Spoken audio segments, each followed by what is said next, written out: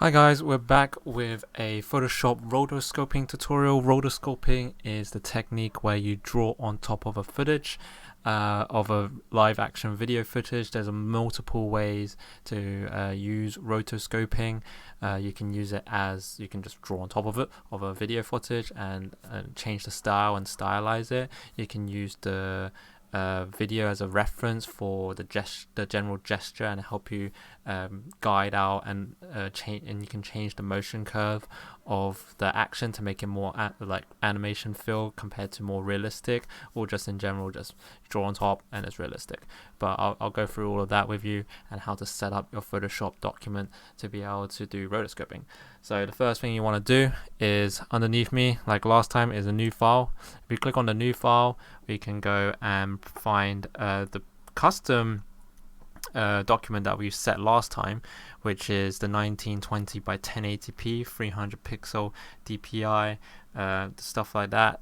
That's you can just use that. If not, just set it as how you see it on the screen right now, and then you press create. After you get to this page, you want to create a video timeline. If you don't have this, remember you go to Windows and Timeline to get this little bar down here, but you should have it, and then you can go to create video timeline and go over to find a video, drag and drop, and that should import your video. Sometimes it will import into a new thing. If you don't like it like that, you can always let me just close that out and go over here to import it, drag it onto the document area, which will then place your footage on the actual document that you've been working on. I'll show you other methods to importing as well. Another way to import a video, don't go to file, import here, go to layer, video layers, new video layer from file, and go and find your video that you want to upload from, which will be this one, and that will upload it the same way. After that, you'll want to go back over to find the section. I just quickly edited the video down a little bit so we can just focus up on this shot where the camera is following me, and just doing like and zooming into the books for a nice transition. That I want to, what kind of effect I want to produce is, I want to make my guy, myself, be more painterly, more stylized. So what I need to do in that case is keep the video in 24 FPS or even higher, and I will need to draw I'll basically have to copy each frame by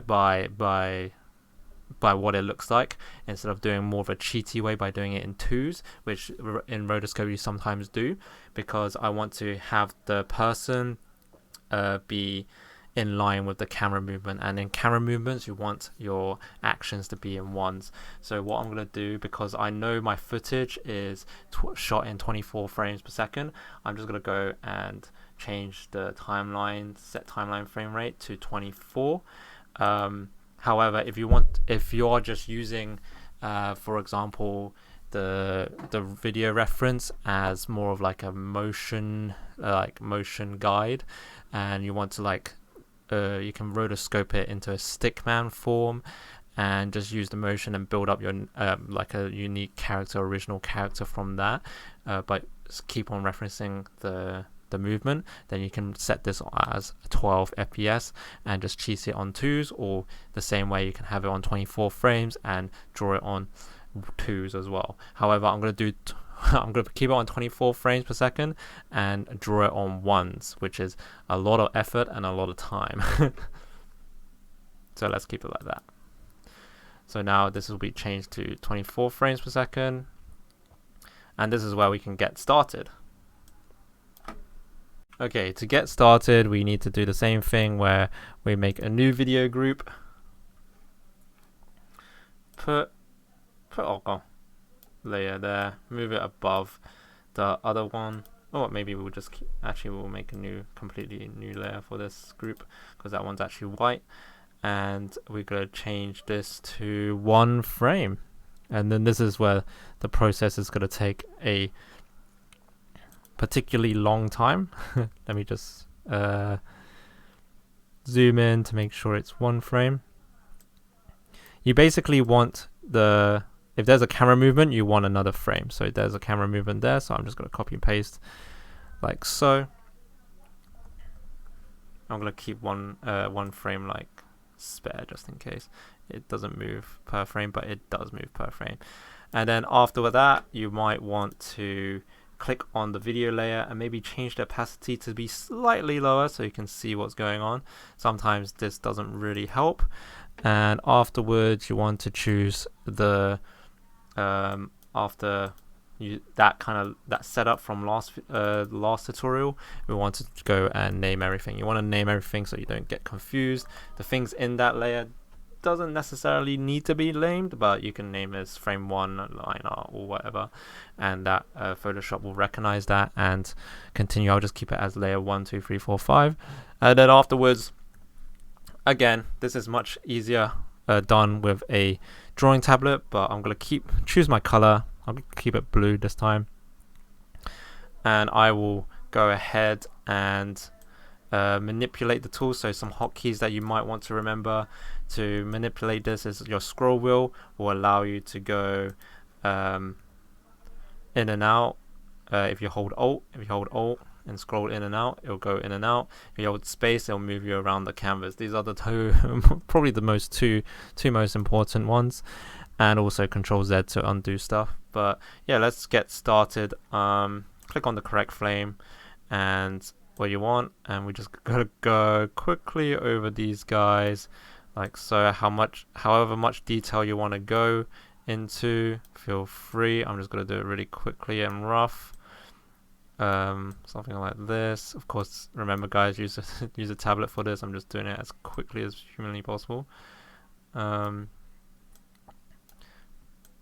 just want the character in there, so something like this.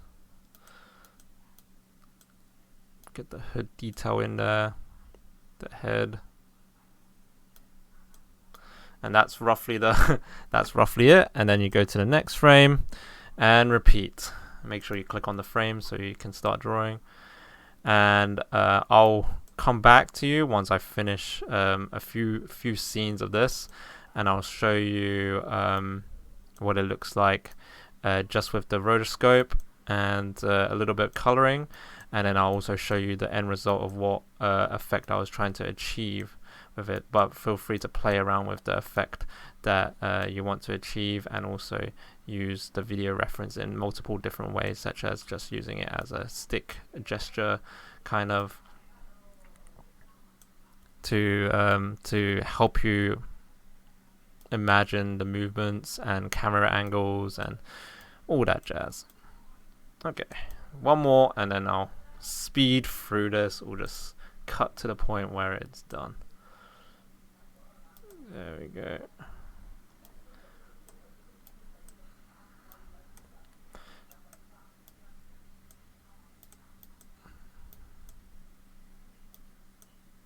Oh, there's a lot.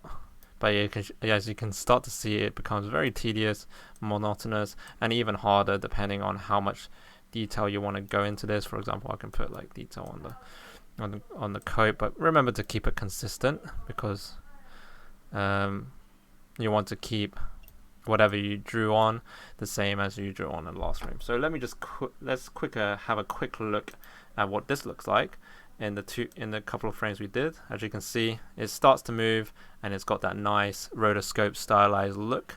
But yeah, I'll cut back when I've I got some scenes to show you fully. So here's the end result of it. Let me just quickly play it through. As you can see, I colored it in as well in 2 layers. I'll just quickly play this through.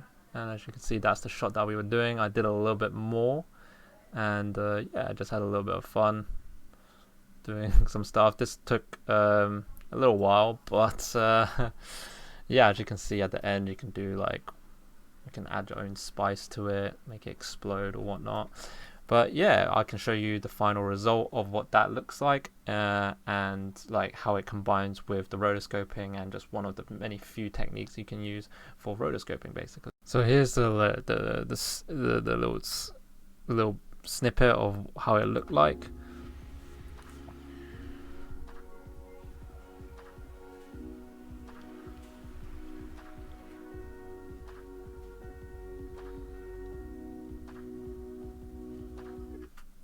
as you can see, that was a cool looking technique that you can use however you wish. It's great for video reference. It's good for just having like a more stylized, realistic look. But it is depending on how you want to do it. You can cheat it out a little bit, where you can draw it on twos. If you have lots of camera movements, you want to do it in ones. Stuff like that, basically. But rotoscoping is like a battle against time and also how you want it to look, basically. But I hope you guys enjoy that. Remember, I'll see you guys next time.